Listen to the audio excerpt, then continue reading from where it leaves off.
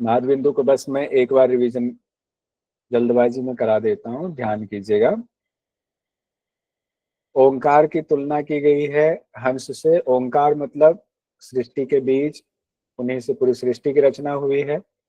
उनको हंस मानते हुए उस हंस में 16 चीजों का निरूपण किया गया है, जिसमें 4 मात्रा, 3 गुण, धर्म अधर्म और 7 लोक की चर्चा आई है। किसको कहाँ मानेंगे, एग्जाम में आ सकता है। मात्रा में कहा गया है अकार दाया पंख, उकार बाया पंख, मकार को पूंछ कहा गया और अर्ध मात्रा को शीर्ष कहा गया है, सिर कहा गया है। 3 गुण में कहा गया है शरीर सतोगुण है, रजोगुण तमोगुण दोनों पैर हैं। धर्म अधर्म आंख है दोनों, यानी दाई आंख को धर्म कहा गया, बाई आंख को अधर्म कहा गया। फिर 7 लोक की बात बताई गई। हम लोगों ने कहा था पांव जो है वो भूलोक है, उससे ऊपर आएंगे जंघा भुवलोक, कटी यानी कमर स्वलोक, नाभि महलोक, हृदय जनलोक, कंठ यानी कि विशुद्धि चक्र वाला स्थान तपोलोक, और भ्रिकुटी को कहा गया सत्यलोक। ये 16 चीजें हम लोगों ने देखा था कल। इसके अलावे हम लोगों ने ओंकार की 12 मात्रा को देखा था। उससे पहले अ उमा के और अर्धमात्रा के देवता देखा था। अग्नि वायु सूर्य और वरुण देवता हैं, और चारों मात्राओं के अकार उकार मकार और अर्धमात्रा के 3 कला होते हैं, तो 3 से गुना करेंगे 4 में, तो 12 कला युक्त ओंकार की आगे व्याख्या की गई है। उसी को 12 मात्राओं वाले ओंकार की व्याख्या कही गई।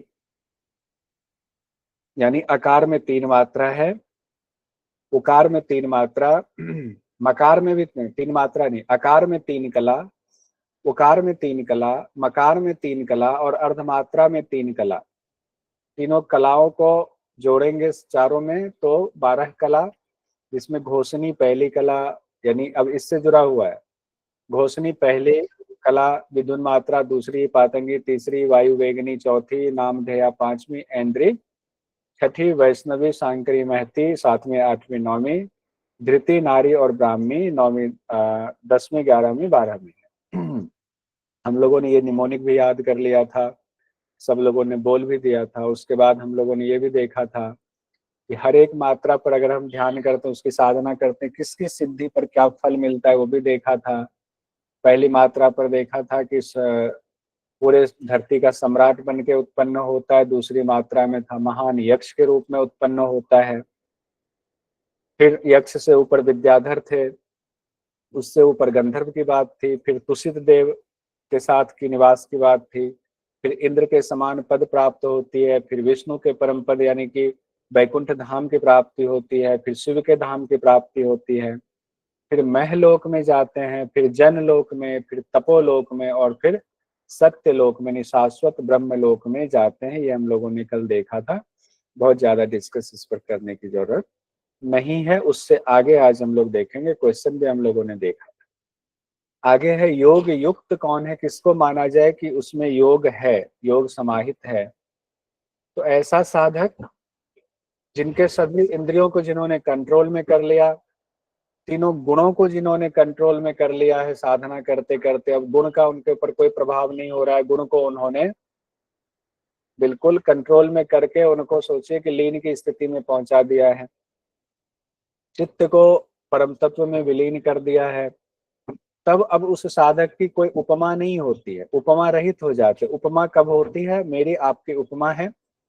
हम कह सकते हैं कि अभी आशा जी हैं, आशा बोरसे नाम है, या कौशल कुमार कमल नाम है, या कोई और नाम है जो अभी क्लास में मौजूद हैं। स्वाति जी नाम है, स्वाति वर्मा जी नाम है, भारती कोरे जी नाम है, भारती लोधी जी नाम है। ये उपमा है इस पिंड को दर्शाने के लिए। और पिंड को दर्शाने के लिए क्यों नाम है, कोई मेरा नाम बिगाड़ के बोले तो गुस्सा आता है, आपका बोले गुस्सा आता है, क्यों? क्योंकि सारी इंद्रियां विषयों में लगी हुई है, गुण भरपूर है हमारे अंदर, कभी कोई गुण हावी हो रहा है, कभी कोई। लेकिन को कंट्रोल कर लिया, जब इंद्रियों को कंट्रोल कर लिया, तीनों गुणों से हमने परे कर दिया, परम तत्व में विलीन कर दिया, तब वो उपमा रहित हो गया। तब वो कल्याणकारी स्थिति में हो गया, तब वो शांत स्थिर हो गया। ऐसी उच्च स्थिति में पहुंचे हुए साधकों को योग युक्त कहा जाता है। ऐसे उच्च स्थिति में पहुंचे तो योग युक्त हो गया। कुछ चीजें किताब में नहीं है, उसको नोट कर लीजिए, तो किताब बहुत लंबा ना हो जाए, मोटा ना हो जाए, इसलिए भी कुछ चीजें हटा देते हैं। तो कुछ कॉमन चीजें हैं उसको नोट्स में। अब जो आपके हमारे सबके प्रारब्ध कर्म होते हैं, प्रारब्ध कर्म सबके होते हैं, उसका क्षय कैसे होगा? उस प्रारब्ध कर्म को कैसे हटाएंगे? प्रारब्ध कर्म हटाएंगे तभी हम मोक्ष के भागी बनेंगे, मुक्त होंगे। तो कहा गया जैसे ऊपर व्यवस्था बताई गई आपको, इंद्रियों पर कंट्रोल करना है, गुणों को लीन करना है, परमात्मा में लीन हो जाना है। तो उसके बाद तत्व ज्ञान का प्राकट्य होता है, तत्व ज्ञान आता है। तत्व ज्ञान के आते ही प्रारब्ध कर्म का क्षय हो जाता है। कैसे होता है प्रारब्ध कर्म का क्षय? तत्व ज्ञान के आते ही प्रारब्ध कर्म का क्षय हो जाता है। प्रारब्ध कर्म कौन से हैं? जो पिछले कई जन्मों के कर्म हैं, जो फूटने वाले, बीच बीच में फूटते हुए रहते हैं। कहते हैं ना प्रारब्ध कर्म भोग रहा है, वो हम लोग अक्सर इस्तेमाल करते हैं। आगे कहते हैं जैसा कि स्वप्न लोक की चीजें असत होने के कारण जागने पर विलुप्त हो जाती हैं। जैसे अभी हम सोए, स्वप्न सोने में हमने स्वप्न देखा कि जा रहे हैं और कुत्ता भौंका, हम डर गए, कुत्ता काटने दौड़ा, हम डर गए। स्वप्न में जब डरते हैं तो सच में डर रहे होते हैं, उस वक्त सच में डरते हैं।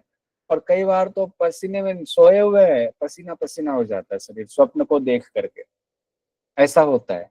लेकिन जैसे ही स्वप्न टूटता है कहते अरे बाबा बच गए, कुत्ता तो कहीं है ही नहीं, लगता है वो सब तो स्वप्न था, असत्य था, वो सत्य तो था नहीं।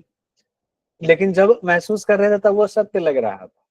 वैसे ही अभी हम लोगों के लिए ये सारी चीजें, दुख सुख, कोई किसी को कुछ बोल दिया, कोई किसी ने किसी को कह दिया, किसी से किसी का झगड़ा हो गया, मनमुटाव हो गया, तो हमारा अभी स्वप्न चल रहा है। लेकिन जैसे आत्मज्ञान होता है तब आप ज्ञानी कहलाते हो। तब उनके जन्म जन्मांतर के जितने भी विषयों में भोग की होती है चीजें, सारे कर्म होते हैं, जिसको कब फूटने वाला है, सारे कर्म फूटेंगे, अब आएंगे, कुछ फूट रहा है। जब वो आत्म तत्व का ज्ञान होता है, आत्म तत्व में अवस्थित होता है, तो पहले का सब कुछ उसको स्वप्न के जैसा लगता है, जैसे स्वप्न में चीजें लग रही थी। कितनी अच्छी बातें कही गई। ये सब जब आप पढ़ते हैं ना तो आपके मन में, हमारे आपके सबके मन में वैर भाव होता है, क्योंकि 17 स्तंभ का ये गुण की वजह से होता है। कभी उठता है, कभी गिरता है, कभी दबा रहता है, ये चलता है। पढ़ते हैं तो लगता है नहीं नहीं उसको दबा के ही रखना, वो दबा ही रहे तो ठीक है। प्रारब्ध कर्म जब समाप्त हो जाता है तब जो स्वरूप बचता है उसको शिव का कल्याणकारी स्वरूप कहा गया, पर ब्रह्म का स्वरूप कहा गया। उसका प्रादुर्भाव होता है, वो प्रकट होता है। यानी प्रारब्ध कर्म, यानी आत्म तत्व आया, प्रारब्ध कर्म खत्म, प्रारब्ध कर्म खत्म तो उदित क्या होगा? शिव का कल्याणकारी स्वरूप उदित होगा।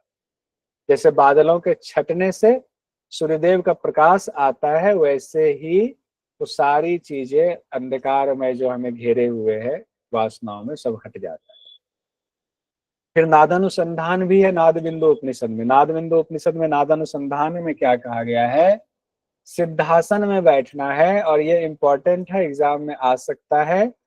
किस मुद्रा का धारण करना है नादानुसंधान में? तो वैष्णवी मुद्रा को धारण करना है। वैष्णवी मुद्रा धारण करके दाहिने कान से अनाहत ध्वनि को सुनना है, यानी नाद को सुनना है। सिद्धासन में बैठना है, वैष्णवी मुद्रा के द्वारा दाहिने कान से अनाहत ध्वनि यानी नाद को सुनना है। अब आ सकता है वैष्णवी मुद्रा की चर्चा किस योग उपनिषद में है? तो नाद बिंदु उपनिषद में की गई है। और जब अभ्यास करते नाद सुनते सुनते स्थिति क्या होती है? तुर्यावस्था की प्राप्ति की स्थिति आ जाती है। लेकिन क्रम से होती है, ऐसे तो होती नहीं है। तुर्यावस्था की प्राप्ति तो कहा गया कैसे नाद सुनाई देंगे? तो शुरुआत में महान नाद सुनाई देगा, बड़े बड़े आवाज वाले, ज्यादा तेज आवाज वाले नाद सुनाई देंगे, फिर सूक्ष्म और फिर सूक्ष्मतर नाद सुनाई देगा। ऐसे बढ़ते चले जाएंगे। हम लोगों ने हठ प्रदीपिका और हठ रत्नावली में पढ़ा हुआ है, मिलता जुलता है उससे। इसमें भी 3 अवस्था में बांटा गया है। जो नाद की ध्वनि है, ध्वनि की आवाज के हिसाब से उसको 3 कैटेगरी में बांटा है। कि शुरुआत में आपको प्रारंभिक अवस्था में तेज आवाज सुनाई देगी, जिसमें से आवाज होगी समुद्र की गर्जन जैसी, समुद्र में जो आवाज जाता है ना समुद्र किनारे, वैसी आवाज होगी। मेघ गरजता वैसी आवाज होगी। भेड़ी, युद्ध के समय जो भेड़ी बजता है, कब युद्ध शुरू होने वाला है, वैसी आवाज होगी। झरनों से उत्पन्न होने वाली यानी झरझर नाद की आवाज सुनाई देगी। वही चारों है, मेघ, समुद्र, मेघ, भेड़ी और झरझर, वही चारों है शुरुआती अवस्था में। मध्यावस्था में मर्दल घंटा काहलज कहा गया है। मध्यम अवस्था में उससे ध्वनि थोड़ी कम हो गई। मर्दल घंटा काहलज, मर्दल कहा जाता है ढोल को। अब अंत अवस्था में कहा गया किंकिनी वंशी वीणा और भ्रमर के समान नाद सुनाई देता है। किंकिनी वंशी वीणा और भ्रमर की नाद, यानी उससे भी नाद की अब आवाज जो है और कम हो गया, सूक्ष्म में पहुंच गया है। तो सावधान किया गया है कि इस तरह साधक को क्या करना है, सूक्ष्म से सूक्ष्म की तरफ जाना है, सूक्ष्मतर की तरफ जाना है, उसी पर ध्यान लगाते जाना है। यानी नाद दो तरह का बनाया बताया गया है, शब्द लिखा हुआ। एक को घन नाद कहा गया है, जो तेज आवाज वाला नाद है वो घन नाद है, और जो सूक्ष्म आवाज वाला नाद है वो सूक्ष्म नाद है। मन को या तो घन नाद में लगाएंगे या फिर सूक्ष्म नाद में केंद्रित करना चाहिए। शुरुआत में जिस पे भी जाए उस पे केंद्रित कीजिए। शुरुआत में इधर उधर मन को भ्रमित मत होने, जो आपको अच्छा लगे, जो मन को हो पसंद, उसी नाद पे मन को लगा दीजिए, चित्त को लगा दीजिए, इधर उधर जाने मत दीजिए। फिर धीरे धीरे करते करते अभ्यास करते मन जो है वो साधना सधता चला जाएगा, चित्त कंट्रोल में होता चला जाएगा, मन नाद में एकीभूत होता जाता है। फिर नाद चिदाकाश में विलय हो। पहले नाद में मन एकीभूत होगा, एकीभूत का मतलब मिल जाना। पहले मन किस में मिलेगा, नाद में, नाद के साथ मिल जाएगा। फिर नाद किस में मिलेगा, चिदाकाश में, एकदम आकाश है उस आकाश में नाद विलय हो जाएगा। जैसे घंटा घंटी बजाते हैं, लंबी घंटी एक से एक बजती तो उसकी लगता है आकाश में वो ध्वनि जा ही रही धन, बहुत देर तक आवाज होती रहती है, फिर पता नहीं कहाँ विलीन हो जाता है। तो नाद चिदाकाश में विलीन हो जाता है। इसीलिए सभी चिंताओं को छोड़ करके अपने मन को, चित्त को सिर्फ नाद में ही लगाना चाहिए। और मन को जो नाद में लगा रहे हैं, शंख नहीं है यहाँ। अब मन को जो नाद में लगा रहे हैं, कब कैसे लगाना और क्या स्थिति होगी नाद की, उसको देखिए। कहा गया कब तक मन का अस्तित्व है, जब तक नाद का अस्तित्व है तभी तक मन का अस्तित्व है। नाद खत्म, मन खत्म, मन का भी लय हो जाएगा।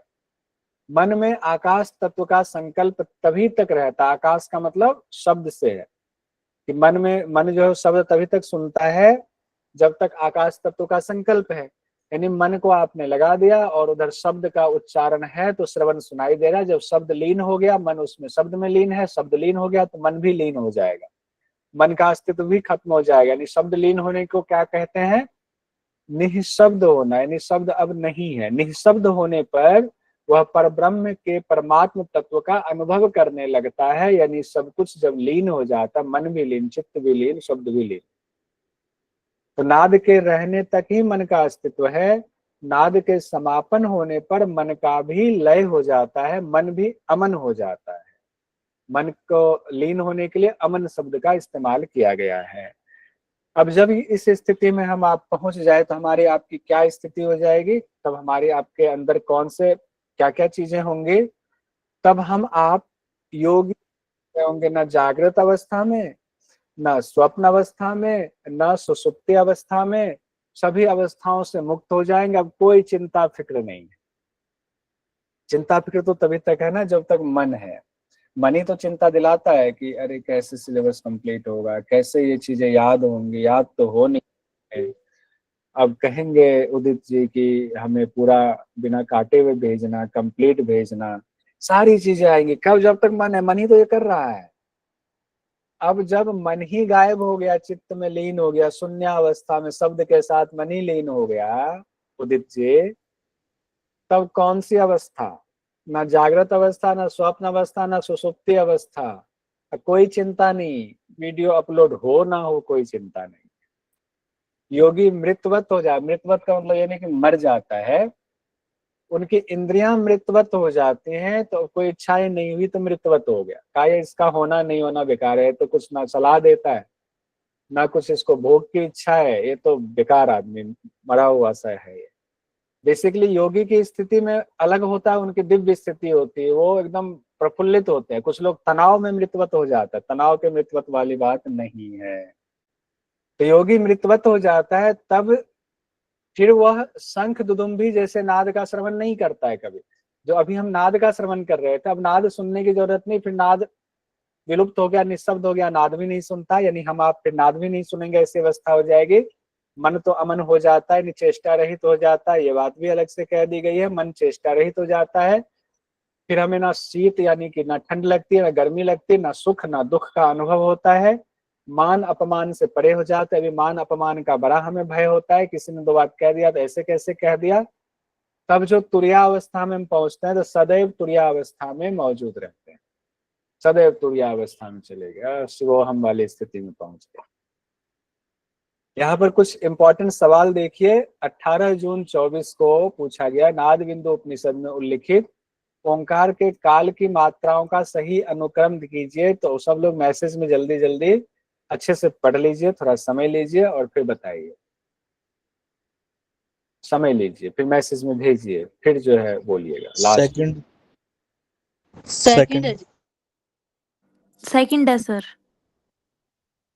घोषणा हुई से आप लोगों ने लगाया, घोषणा 2 में है, बी दूसरे और तीसरे में। उसके बाद आप लोगों ने हुआ पतंग उड़ाने लगे वायु वेग से। अच्छा, बी और ए से आपने लगा जी सर, इतना ही किया। बी और ए से लगा लिया। उसके बाद वैष्णवी, फिर शांकरी और ब्राह्मी, ये इससे भी लगा सकते थे। ब्राह्मी सबसे लास्ट वाला है सर। बारहवीं है ये ब्राह्मी तो। सबसे लास्ट है। और एक में ही डी है। ब्राह्मी से एक से ही दो है। तरह से क्रॉस चेक आप कर सकते थे, तो उससे भी आपका लग जाता। ठीक है, आंसर हो गया दूसरा। लाइट जाएगी तभी आएगी, पर ब्राह्मणी। बढ़िया। एक और क्वेश्चन पूछा गया, सूची 1 के साथ सूची 2 का मिलान करें। अरे बाबा, इसमें तो श्लोक संख्या दिया हुआ, देखते हैं मिला पाते हैं कि नहीं। अच्छा बताए, नाद बिंदु उपनिषद में कितने श्लोक हैं? सर इसमें है कुछ 56। उससे मंत्र कहते हैं, तो ये 56 श्लोक यहाँ लिखा हुआ। ठीक है, नाद बिंदु उपनिषद में 56 है। ठीक है, देखते हैं योग तत्व उपनिषद में 21। योग राज उपनिषद में 21 है। योग राज उपनिषद में 21 है। योग तत्व में कितना है? 21 है सर। तत्व में 1 से 42 है। 142 ए आएगा। 142 आएंगे सर, और ध्यान बिंदु में 106 आएंगे। 106। योग राज में 21 और ध्यान बिंदु में 106। कहीं 105 भी आता है ध्यान बिंदु में, कहीं जगह पे ना 2 को मिला के 1 कर दिया। तो 105 और 106 में अगर आए ना, दोनों में से कोई एक तो दिक्कत मत, परेशान मत होइए।